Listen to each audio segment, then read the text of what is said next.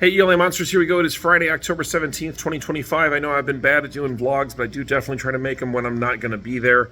And I'm not going to be there today, so that's why there's a vlog. The lesson plan is written on the front board. I know a lot of times I have it on the sideboard, but I've got constitutional amendments there today. So potentially the lesson plan is written over my face. I'm sure that you can handle me giving directions from behind the lesson plan if absolutely necessary. And I don't think that's going to be any issue. What are we looking at today? I've got things clipped up to the board as well, just to try to make it clear to everybody. You're working on your narrative writing plan. There's this graphic organizer that looks like this. So on the first part one, thinking about your purpose. What are you writing? Why are you writing it? And who is your audience? You guys, of course, are working on children's stories about a lost child of Sudan, making up a character and telling their particular story. Yesterday, we explored the build a character and settings that you see here.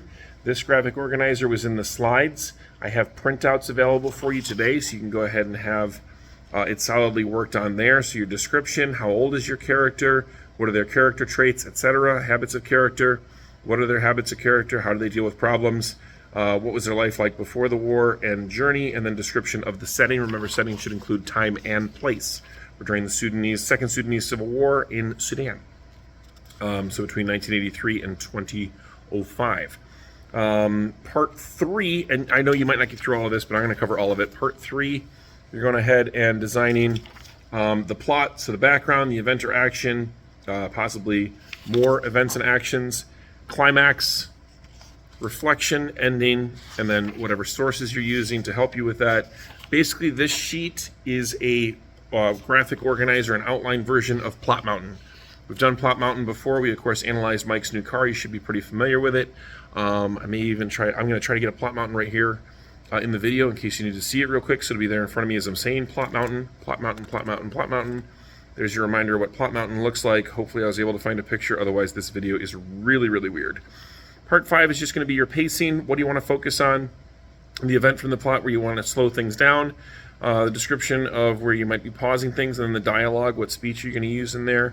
Words you can use to pass time quickly, so that's just your transition words. That's what this page is all about. And again, I expect you'll probably just get through that piece that touches into Plot Mountain, but I wanted to make sure you have access to all of it. And then the final part is a narrative writing checklist. For those of you in my social studies section, you'll see in that video I'm going to comment on the fact that I don't have my bun extension in, but I would if I was in class. I'll try to remember it for next week, because we'll be continuing through this, taking a look at the narrative writing checklist, trying to make sure that we're actually meeting all of the criteria for our narrative writing that we are working on as a summative project that we're working on for the next several days. So have a really great day. Be nice to everybody. Love you. Happy Friday. Enjoy the weekend. See you on Monday.